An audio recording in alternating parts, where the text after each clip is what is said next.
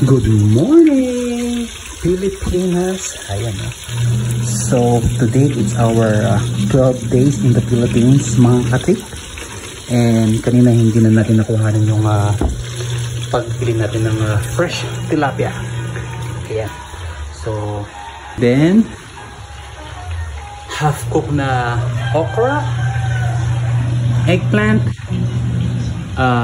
bitter, ampalaya, mustasa, yun. Then magigisa po tayo ng burong isda. Oh my god. So yan mga katrip, hindi ko na ipapakita kung paano tayo maggisa ng buro para mamaya kain na lang tayo. Alright, so ito yung ingredients natin mga katrip. Meron tayong luya, bawang sibuyas, kamatis. Alright, so mamaya na lang po. Alright. Oh, you know, I'm back. Alright mga katrip, so eto na po ang, so ayan mga katrip, ito na po yung binurong isda. Ayan. So karamihan po ng mga Kapampangan or mga Pilipino, alam po nila to. Ayan. Ayun mga katrip, napakasarap. So ito po yung authentic na masasabi ko na binuro na isda. Ay, binuro na hipon, sorry. Burong kanin. Ayan, na may hipon. Ayan mga katrip. So we will just enjoy the food. Then meron tayong mga gulay. Oh my goodness.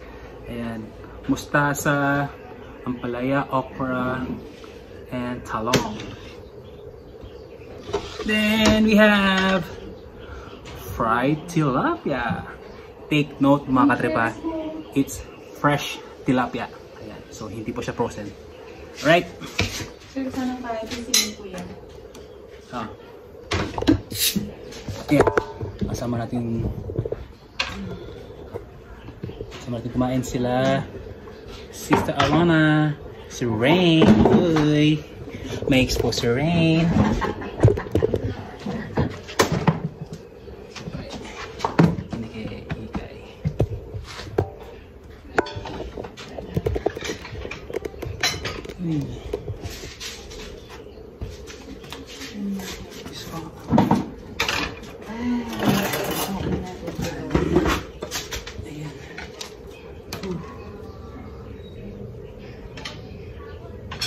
It's too hot.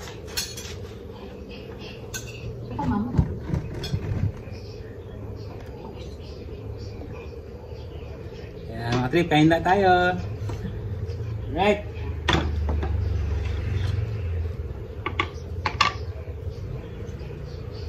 So mga katrip, sa Pampanga, ito ang sanyupsal. Binuro na kanin na may hipon, mustasa.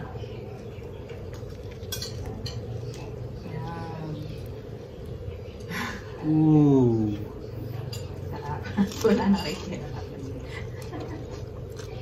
Oh my god, sarap.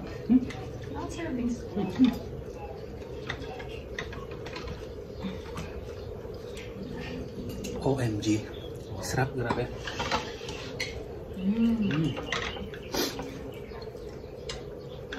Then meron tayong sausawan. Ay naka, sobrang gutom na i-touch. Mga katrip, kain tayo.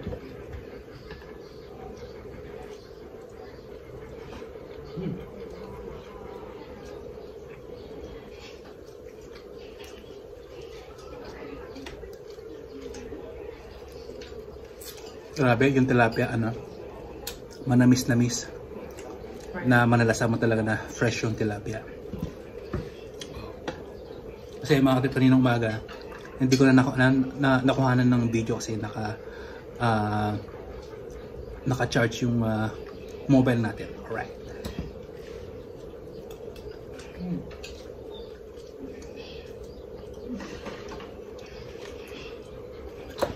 Ampalaya. Uy, oh my god, uy.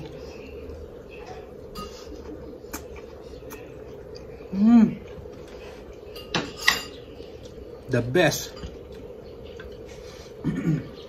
Yeah, man.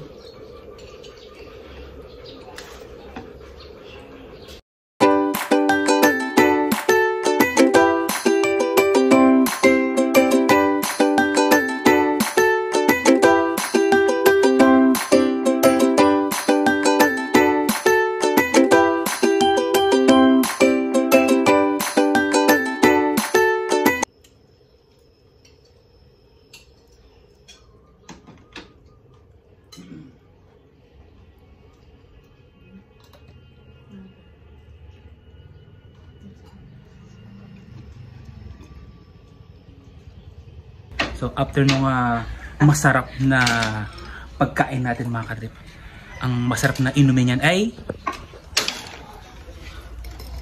RC. Baka naman. RC. Baka naman. Yeah. Mga trip. Ay lang.